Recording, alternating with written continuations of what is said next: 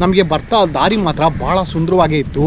Left ಸೈಡಲ್ಲಿ beach, right ಸೈಡಲ್ಲಿ river, ಮಧ್ಯದಲ್ಲಿ ರೋಡು. ಇಲ್ಲಿ ರೈಡ್ ಮಾಡೋದೇ ಒಂಥರ ವಿಶೇಷ ಅನುಭವ ಸಿಗುತ್ತೆ ನಮಗಿಲ್ಲಿ.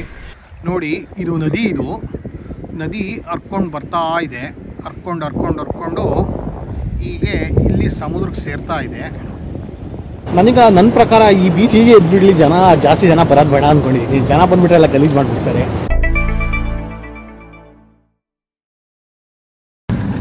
ಹಾಯ್ ಫ್ರೆಂಡ್ಸ್, ಎಲ್ಲ ಹೇಗಿದ್ದೀರಾ? ಎಲ್ಲ ಚೆನ್ನಾಗಿದ್ದೀರಾ ಅಂತ ಅಂದ್ಕೊಂಡಿದ್ದೀನಿ. ಲಾಸ್ಟ್ ವಿಡಿಯೋದಲ್ಲಿ ನಾನು ನಿಮಗೆ ಸೆಂಟ್ ಮ್ಯಾರೀಸ್ ಐಲ್ಯಾಂಡ್ ತೋರಿಸಿದ್ದೆ. ಸೆಂಟ್ ಮ್ಯಾರೀಸ್ ಐಲ್ಯಾಂಡಿಂದ ನಾನು ಡೈರೆಕ್ಟಾಗಿ ಕೋಡಿ ಬಂಗೇರಾಗೆ ಹೋಗ್ತಾ ಇದ್ದೀನಿ. ಕೋಡಿ ಬಂಗೇರ ಅಂದರೆ ಇದು ಒಂದು ವಿಲೇಜ್. ಈ ವಿಲೇಜ್ ಅಂತೂ ಭಾಳ ಸುಂದರವಾಗಿದೆ. ಈ ವಿಲೇಜು, ಆ ವಿಲೇಜ್ ಮೂಲಕ ನಾನು ಇನ್ನೊಂದು ಬೀಚ್ಗೆ ಹೋಗ್ತಾ ಇದ್ದೀನಿ. ಆ ಬೀಚ್ ಯಾವುದು ಅಂತ ನಿಮಗೆ ನಾನು ಮುಂದೆ ಹೇಳ್ತೀನಿ. ಅಲ್ಲಿವರೆಗೂ ಈ ರೋಡ್ ವ್ಯೂನ ಎಂಜಾಯ್ ಮಾಡ್ತಾ ಇರಿ. ನಾನೀಗ ರೈಡ್ ಮಾಡ್ತಾ ಇರೋದು ಈ ಜಾಗದಲ್ಲೇ. ನೋಡಿ, ಮ್ಯಾಪಲ್ಲಿ ಎಷ್ಟು ಚಿಕ್ಕದಾಗೆ ಕಾಣ್ತಿದೆ ನೋಡಿ. ಆ ಕಡೆ ಸಮುದ್ರ, ರೈಟ್ ಸೈಡು ನದಿ, ಎರಡು ನದಿ ಸಮುದ್ರಕ್ಕೆ ಕಲಿತಿರೋ ಜಾಗ ಇದು. ಆ ಜಾಗದಲ್ಲಿ ನಾನು ಈಗ ರೈಡ್ ಮಾಡ್ತಾ ಇದ್ದೀನಿ. ನೋಡಿ, ಮ್ಯಾಪಲ್ಲಿ ತೋರಿಸ್ತಾ ಇದ್ದೀನಿ. ನೋಡಿ, ಇಲ್ಲಿಂದ ಸುವರ್ಣ ನದಿ ಹರ್ಕೊಂಡು ಬರ್ತಾ ಇದೆ. ಹರ್ಕೊಂಡು ಹಿಂಗೆ ಮುಂದೆ ಸಾಗ್ತಾ ಇದೆ. ನೋಡಿ, ಈ ನದಿ ಹೀಗೆ ಈ ರೋಡ್ ಮೂಲಕನೇ ಹರ್ಕೊಂಡು ಮುಂದೆ ಸಾಗ್ತಾ ಬರುತ್ತೆ. ಈ ರೋಡ್ ಗುಡ್ಡನೇ.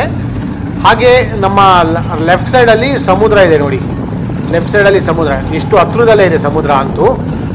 ಈ ಭೂಮಿ ಅಂತೂ ಒಂದು 50 ಮೀಟ್ರು ಅಗಲನೂ ಇಲ್ಲ. ಇದು ಒಂದು ಹೆಚ್ಚು ಕಮ್ಮಿ ಒಂದು 20ರಿಂದ 30 ಮೀಟ್ರ್ ಅಗಲ ಇರ್ಬೋದು ಅಷ್ಟೇ. ಅಂಥ ಪುಟ್ಟು ಹಳ್ಳಿ ಇದು. ಇಲ್ಲೊಂದು ಸಾಕಷ್ಟು ಹೋಮ್ ಸ್ಟೇ, ರೆಸಾರ್ಟು, ಹೋಟೆಲ್ಸು ಸಾಕಷ್ಟು ಆಗಿವೆ ಇತ್ತೀಚೆಗೆ. ನೋಡಿ, ಎಷ್ಟು ಚೆನ್ನಾಗಿದೆ ಈ ರೋಡಿನ ವ್ಯೂ ಅಂತೂ. ನೋಡಿ, ಒಂದೇ ಫ್ರೇಮಲ್ಲಿ ನದಿ ಮತ್ತು ಸಮುದ್ರ, ರೋಡು ಎರಡೂ ತೋರ್ಸೋಕ್ಕೆ ನಾನು ನಿಮಗೆ ಪ್ರಯತ್ನ ಪಟ್ಟಿದ್ದೀನಿ. ನೋಡಿ, ಯಾವ ಥರ ಕಾಣ್ತಿದೆ ಅಂತ ನಿಮಗೆ ಕಾಮೆಂಟ್ ಸೆಕ್ಷನಲ್ಲಿ ನನಗೆ ತಿಳಿಸಿ.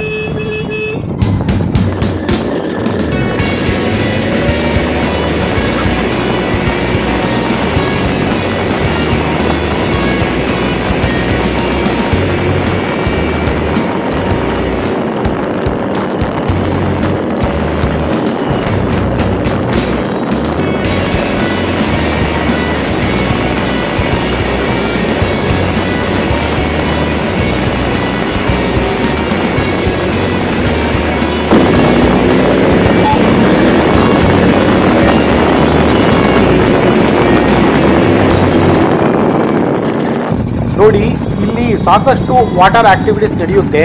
ಬೋಟಿಂಗು, ಕಾಯಕಿಂಗು ಅಂಥದ್ದೆಲ್ಲ ನಡೆಯುತ್ತೆ ಈ ರಿವರಲ್ಲಿ. ನೋಡಿ, ಇಲ್ಲಿಂದ ಬರ್ತಾ ಇರೋದು ಇದು ಸೀತಾ ರಿವರ್. ಇಲ್ಲಂತೂ ಸಾಕಷ್ಟು ಪೆಟ್ಟಿ ಅಂಗಡಿ ಹಾಗೆ ಚಿಕ್ಕ ಹೋಟೆಲ್ಸು ಎಲ್ಲ ಇದ್ದಾವೆ.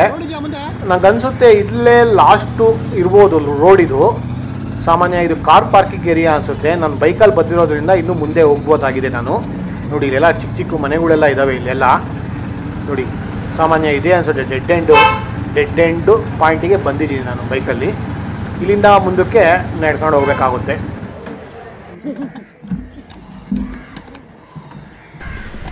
ಹಾಯ್ ಫ್ರೆಂಡ್ಸ್, ನೋಡಿ, ನಾನೀಗ ಡೆಲ್ಟಾ ಬೀಚಿಗೆ ಬಂದಿದ್ದೀನಿ.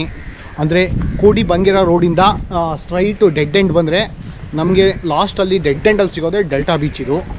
ನೋಡಿ, ಇದು ನಮಗೆ ಬರ್ತಾ ದಾರಿ ಮಾತ್ರ ಭಾಳ ಸುಂದರವಾಗೇ ಇತ್ತು. ಲೆಫ್ಟ್ ಸೈಡಲ್ಲಿ ಬೀಚು, ರೈಟ್ ಸೈಡಲ್ಲಿ ರಿವರು, ಮಧ್ಯದಲ್ಲಿ ರೋಡು. ಇಲ್ಲಿ ರೈಡ್ ಮಾಡೋದೇ ಒಂಥರ ವಿಶೇಷ ಅನುಭವ ಸಿಗುತ್ತೆ ನಮಗಿಲ್ಲಿ. ಆ ಥರ ಅಷ್ಟು ಚೆನ್ನಾಗಿದೆ ರೋಡಿಲ್ಲಿ.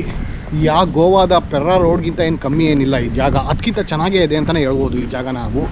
ನೋಡಿ, ನಾನು ಒಳ್ಳೆ ಟೈಮ್ಗೆ ಬಂದಿದ್ದೀನಿ. ಸನ್ಸೆಟ್ ಆಗ್ತಾಯಿದೆ.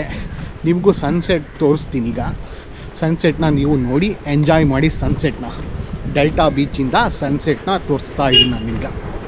ನೋಡಿ, ಯಾರೋ ಒಬ್ಬರು ಎಂಥ ಜಾಗದಾಗ ಮನೆ ಕಟ್ಟಿಸ್ಕೊಂಡವ್ರು ನೋಡ್ರಿ. ಅದೃಷ್ಟ ಮಾಡಿರ್ಬೇಕಂದ್ರೆ ಇಂಥ ಜಾಗದಾಗೆಲ್ಲ ಮನೆ ಕಟ್ಟಿಸ್ಬೇಕು ಅಂದರೆ. ನೋಡಿ, ಹೆಂಗಿದೆ, ಸೀ ಫೇಸಿಂಗ್ ಇದೆ. ಶಾಂಗ್ರಿಲಾ ಬೇ ಅಂತೆ. ವಾಹ್, ನೋಡಿ ಡೆಲ್ಟಾ. ಆ ಕಡೆಯಿಂದ ನದಿ ಹರ್ಕೊಂಡು ಸಮುದ್ರಕ್ಕೆ ಬರ್ತಾ ಇದೆ. ನದಿ ಸಮುದ್ರಕ್ಕೆ ಕಲಿತಿರೋ ಜಾಗ.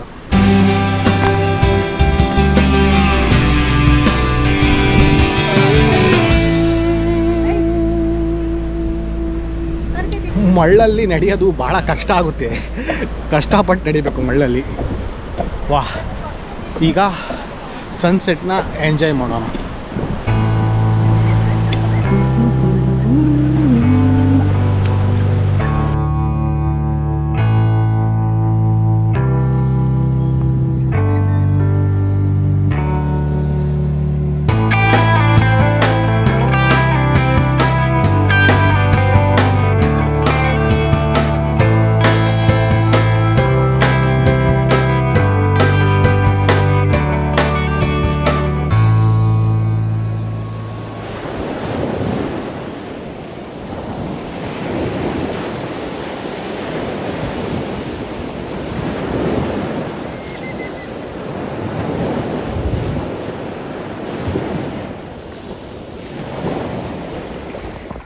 ನೋಡಿ, ಇದು ನದಿ ಹರ್ಕೊಂಡು ಬರ್ತಾ ಇದೆ.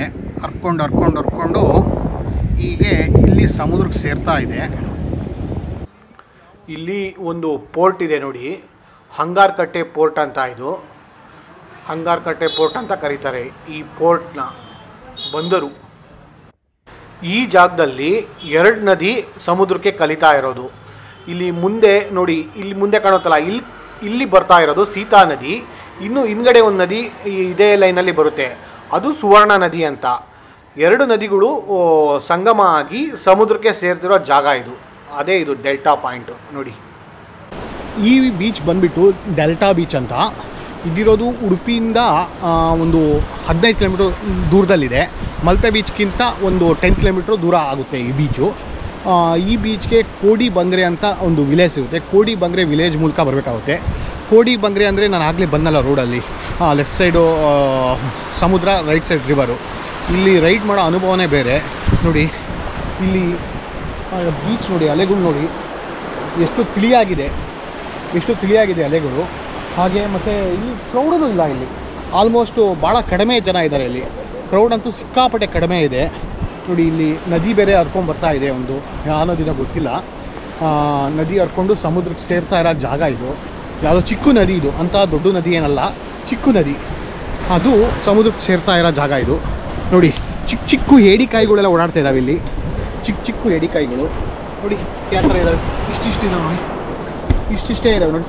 ಹೆಂಗೆ ಹೋಗ್ತವೆ ಚಿಕ್ಕ ಏಡಿಕಾಯಿಗಳು. ಇದು ನೋಡಿ, ಇದು ಎಷ್ಟಿದೆ, ಇದೆ ಇನ್ನೊಂದು ಕಾಣ್ತಾನೆ ಇಲ್ಲ ಮಳ್ಳಲ್ಲದು, ಅಷ್ಟಿದೆ ಏಡಿಕಾಯಿ ಅದು. ವಾಹ್, ಸನ್ಸೆಟ್ ಅಂತೂ ಅಮೇಝಿಂಗ್ ಆಗಿತ್ತು. ಟೈಮ್ ಲ್ಯಾಪ್ಸಲ್ಲಿ ರೆಕಾರ್ಡ್ ಮಾಡಿದ್ದೀನಿ, ಭಾಳ ಚೆನ್ನಾಗಿ ಬಂದಿದೆ ಸನ್ಸೆಟ್ಟು ವಿಡಿಯೋ. ನೋಡಿ, ವಿಡಿಯೋದಲ್ಲಿ ಎಂಜಾಯ್ ಮಾಡಿ.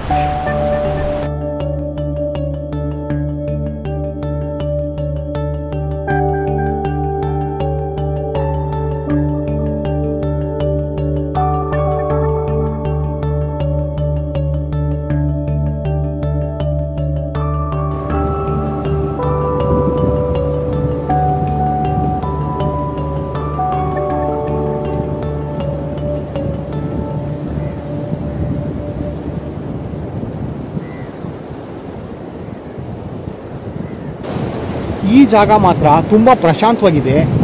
ಜನ ದಟ್ಟಣೆ ಅಂತೂ ಇಲ್ಲವೇ ಇಲ್ಲ ಹೇಳಬೇಕು ಅಂದರೆ. ನನ್ನ ಪ್ರಕಾರ ಈ ಬೀಚಿಗೆ ಎದ್ಬಿಡಲಿ, ಜಾಸ್ತಿ ಜನ ಬರೋದು ಬೇಡ ಅಂದ್ಕೊಂಡಿದ್ದೀನಿ. ಜನ ಬಂದುಬಿಟ್ರೆ ಎಲ್ಲ ಗಲೀಜು ಮಾಡಿಬಿಡ್ತಾರೆ ನೋಡಿ. ಜನ ಕಮ್ಮಿ ಇದ್ದರೆ ನೋಡೋಕ್ಕೆ ಎಷ್ಟು ಚೆನ್ನಾಗಿದೆ ಜಾಗ ಇದು. ಇಲ್ಲಾಂದರೆ ಸುಮ್ಮನೆ ಓಡಾಗ್ಬಿಡುತ್ತೆ ಮಲ್ಪೆ ಬೀಚ್ ಟೈಪ್. ನಿಮಗೇನು ಅನ್ಸುತ್ತೆ ಕಾಮೆಂಟ್ ಸೆಕ್ಷನಲ್ಲಿ ತಿಳಿಸಿ.